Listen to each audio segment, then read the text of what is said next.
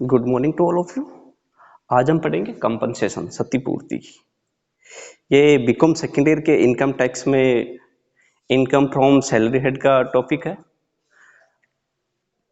Compensation एक कर्मचारी को उसके नियोक्ता द्वारा किसी भी नाम से यदि कोई क्षतिपूर्ति की राशि प्राप्त होती है तो वह इनकम फ्रॉम सैलरी हेड में फुली टैक्सेबल रहती है। लेकिन वह क्षतिपूर्ति की राशि किसी कर्मचारी को श्रमिकों की संख्या में कमी करने अथवा छटनी करने के एवज में प्राप्त होती है तो वह कहलाएगी कंपनसेशन और रिट्रेसमेंट, छटनी पर की गई क्षतिपूर्ति। तो वह राशि कुछ लिमिट तक तो एग्जम्प्ट होगी और उसके बाद में टैक्सेबल होगी, यानी पार्टली टैक्सेबल होगी।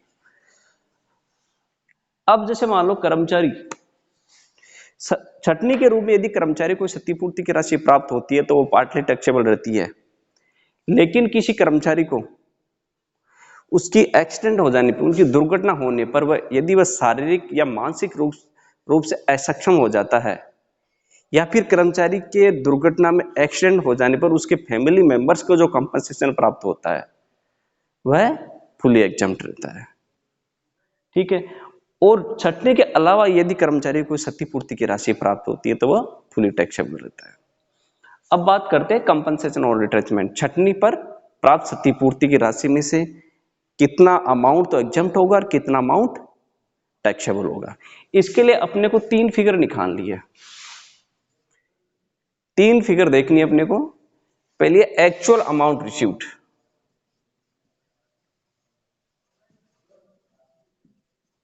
एक्चुअल अमाउंट रिसीव्ड ये अपने को क्वेश्चन में साफ साफ दिया होगा। ठीक है। सेकंड निकालेंगे 15 days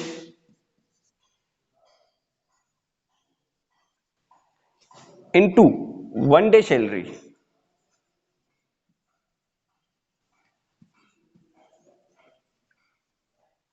one day salary into approximate year of service.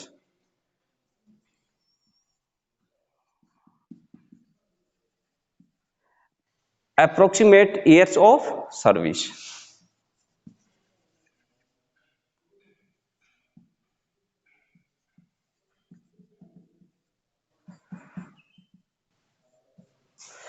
Approximate year of service का मतलब होता है यदि कोई कर्मचारी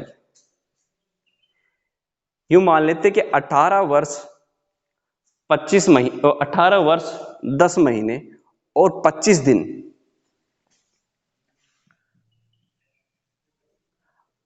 18 वर्ष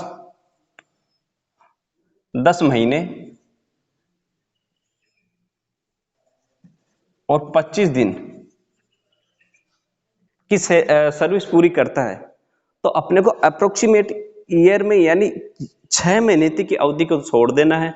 यदि 6 महीने के बाद की अवधि है तो उसको एक कंप्लीट वर्ष मान लेना है। ये देखो 18 वर्ष 18 वर्ष और 10 महीने, ये 6 महीने से ज्यादा है तो अपने को यहाँ पर 19 वर्ष मान के चलना है। और यदि यहाँ पर 18 वर्ष और 6 महीने होते अप टू 6 मंथ तो वह अपने को 18 वर्ष ही मान लेना है। और 6 मंथ से एक भी दिन ऊपर होते अपने को एक कंप्लीट वर्ष पूरा ऐड कर लेना है। ठीक है। ये होता है अप्रोक्सीमेट ईयर्स ऑफ सर्विस। तीसरी फिगर क्या है? Maximum limit.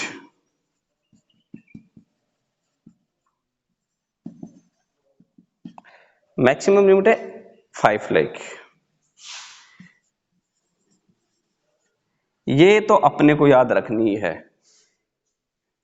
ठीक है। जैसे मान लो कि ग्रेच्युटी में अपने 10 लाख की लिमिट थी, वैसे कंपनसेशन में 5 लाख की लिमिट है। अब इन तीनों फिगर में से ये अपने को क्वेश्चन में दी होगी, ये अपने को निकालनी है और ये अपने को याद करनी है 5 लाख की, हमेशा 5 लाख की लिमिट रहेगी। तो इन तीनों में से जो भी फिगर सबसे कम रहेगी वह एग्जम्प्ट होगी और ऊपर का पार्ट टैक्सेबल होगा। विच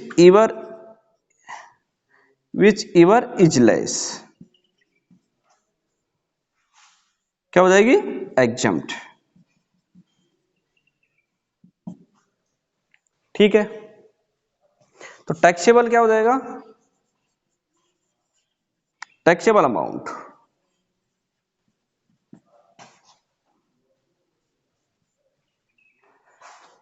अमाउंट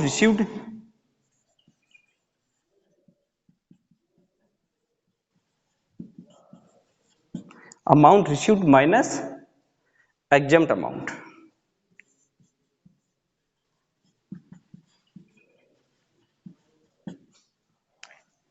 ठीक है, 15 डेज इंटू 1 डे सैलरी, तो सैलरी में अपने को क्या मान के चलना है? Basic salary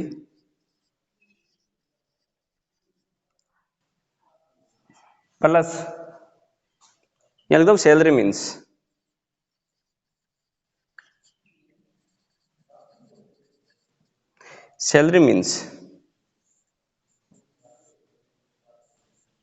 basic salary plus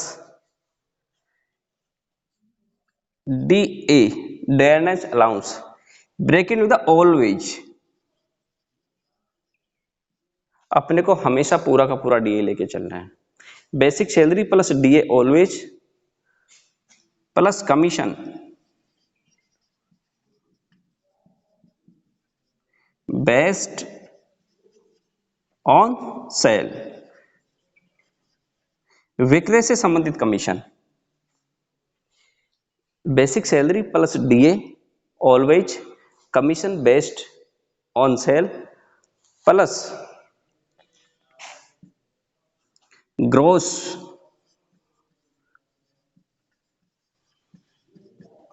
amount of taxable allowance.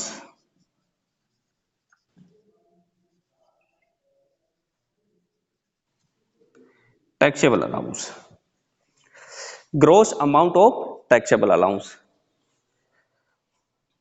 Plus market value of perquisites facility.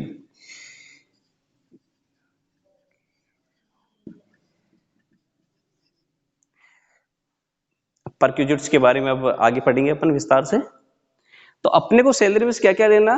Basic salary plus DA always plus commission based on sale plus gross amount of allowances, जो allowance जितने भी allowance दिए जाते हैं उनका जो gross amount है वो लिया जाएगा, plus market value of perquisites, जो परक्यूजिट्स जो दिए जाते हैं कर्मचारी को उनकी उनका बाजार मूल्य लिया जाएगा। ठीक है, अब एक अपन क्वेश्चन करते हैं।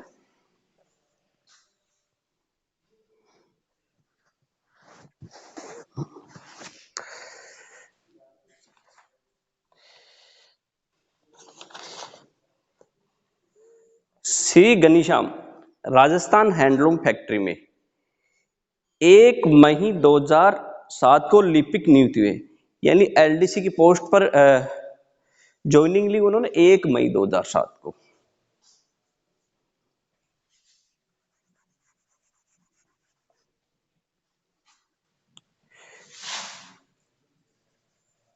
एक मई 2007 को घनश्याम एक व्यक्ति है, उसने ज्वाइनिंग ली।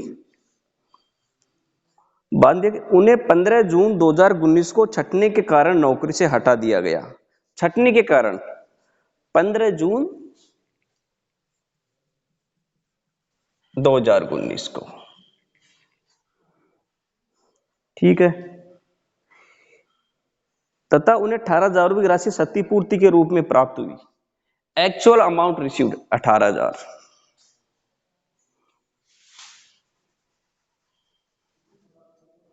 यहां पर डायरेक्ट लिख देंगे अपन 18,000। नीचे दिया है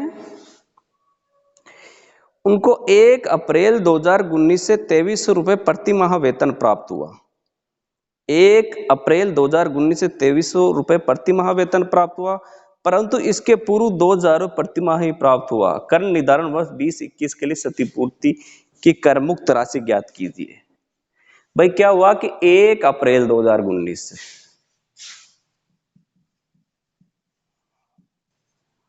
उनको 2300 रुपए पर मंथ, ठीक है, 2300 रुपए पर मंथ मिलते थे।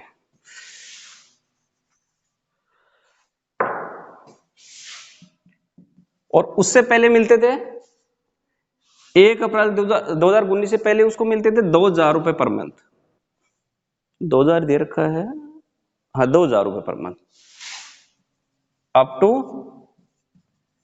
1/4/19 से पहले मिलते थे 2000 रुपए पर मंथ। ठीक है, ये अपने पास सैलरी भी आ गई। अब ये देखो एक्चुअल अमाउंट रिसीव्ड 18,000 ले लिया अपन ने। 15 डेज इंटू 1 डे सैलरी। एक बात अपने को ध्यान में रखनी है कि 1 डे सैलरी के लिए क्या करना है अपने को, 1 day salary.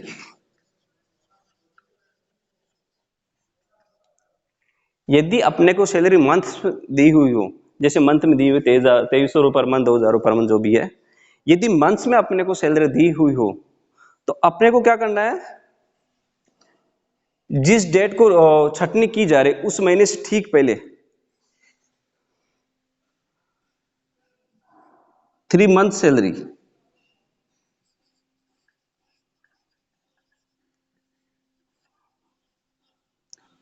Divide days of 3 months. ठीक है भाई, यदि मंथ के अकॉर्डिंग सैलरी दी, पर मंथ के हिसाब से सैलरी मिलती है, तो जो छटनी हो रही है उसको कर्मचारी को हटाया गया है उससे ठीक पहले की 3 महीने की सैलरी लेंगे और उसमें उन 3 महीने के दिनों का भाग देंगे। ठीक है, और यदि साप्ताहिक आधार पे है तो अपने को लेने 4 वीक्स,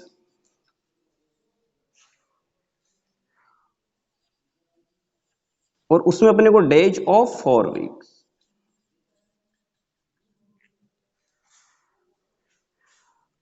तो 4 हफ्तों के जो दिन है उनका भाग देना है, और यदि दिनों के आधार पर मिलती है सैलरी,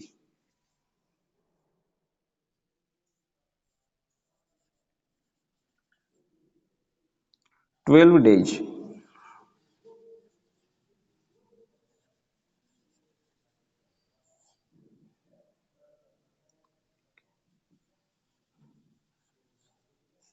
यदि अपने को दिनों के आधार पर देनी तो अपने 12 दिन की सैलरी लेनी है और उसमें 12 का भाग देना है।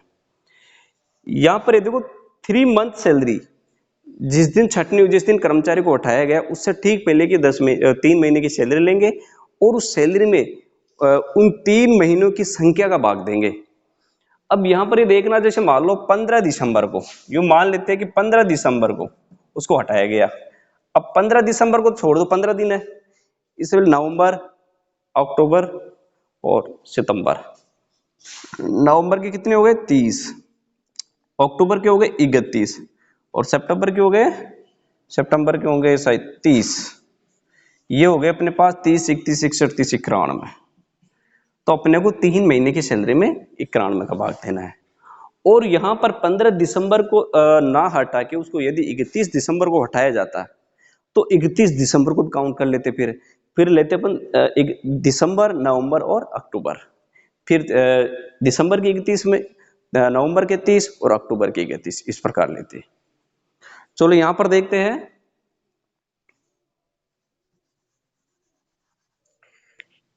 यहां पर देखो 1 मई 2007 को उसने ज्वाइनिंग ली और उसको हटा दिया गया 15 जून 2019 को।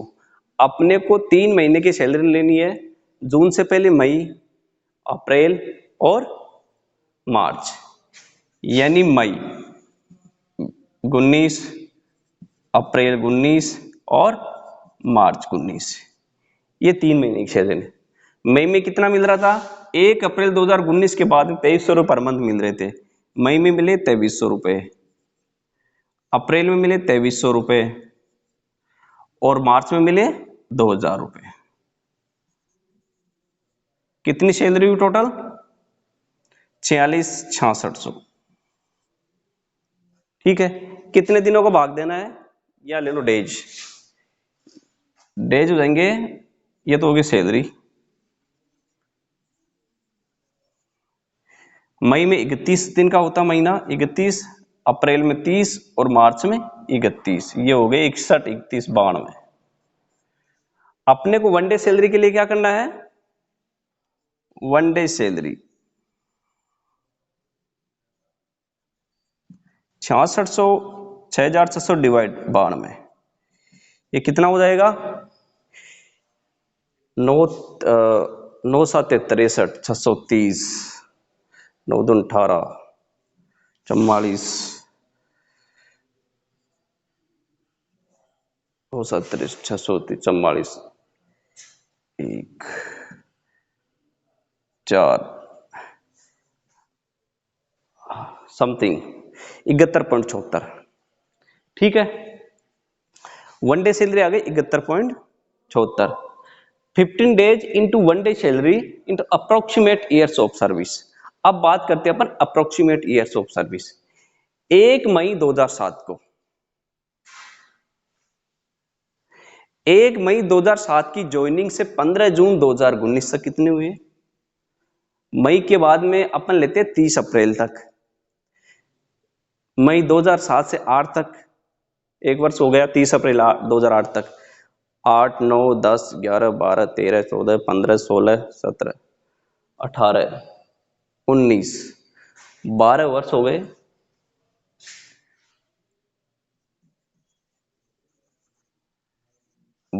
12 वर्ष हो गए, और अप्रैल के बाद में मई और जून, 1 मंथ 15 डेज। अब अप्रोक्सीमेट ईयर्स ऑफ सर्विस का मतलब होता है कि यदि 6 महीने तक के दिन है, 6 महीने तक के दिन है, तो उनको अपने को क्या करना है, एक वर्ष में आगे एक वर्ष और ऐड कर देना है। और यहां पर देखो 1 महीना और 15 दिन है, 6 महीने से कम है, तो अपने को यहां पर 12 वर्ष लेना है। ठीक है, ये देखो 15 days, 15 into one day salary 71.74 into approximate years of service 12 हो जाएगी, ये टोटल हो जाएगा 12 और इंटू 15, 15 2 30, 10 150, 180 तो ये हो गया। अब हो जाएगा 71.74 इंटू 180, ये हो जाएगा 18 7 126, 33 13 31,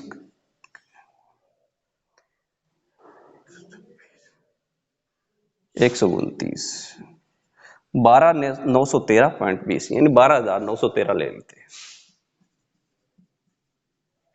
ठीक है, अब यहां पर देखो एक्चुअल अमाउंट रिसीव्ड आ गया अपने पास में, 15 days one day salary approximate years of service 12,913 आ गया, और मैक्सिमम लिमिट अपने पास 5 लाख की आ गई। इन तीनों में से जो भी फिगर सबसे कम होगी वो अपने लिए एग्जम्प्ट हो जाएगी। तीनों में से अपने को साफ साफ दिख रही है, सेकंड नंबर की फिगर है 12,913, ये अपने एग्जम्प्ट हो जाएगी।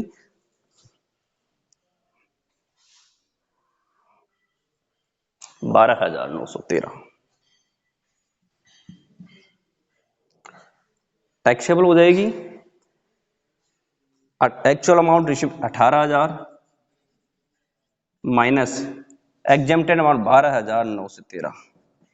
क्वेश्चन में अपने को एग्जम्प्ट लिमिट के लिए पूछा कि एग्जम्प्ट कितना होगा, तो अपने को बता देना है 12,913। यदि क्वेश्चन में ये बता दिया कि ये पूछे कि टैक्सेबल कंपनसेशन कितना होगा, क्षतिपूर्ति की करी हुई राशि कितनी होगी, तो अपने को क्या करना है, एक्चुअल अमाउंट रिसीव्ड जो होगा उसमें से एग्जम्प्टेड अमाउंट घटा देना, तो अपने पास में टैक्सेबल कंपनसेशन आ जाएगा। तो 18,000 माइनस 12,913, 18 में से 12,000 के 6,000, 6,000 में 913 गए तो 5,087, ये अपने पास आ गया 5,087। ठीक है, थैंक यू।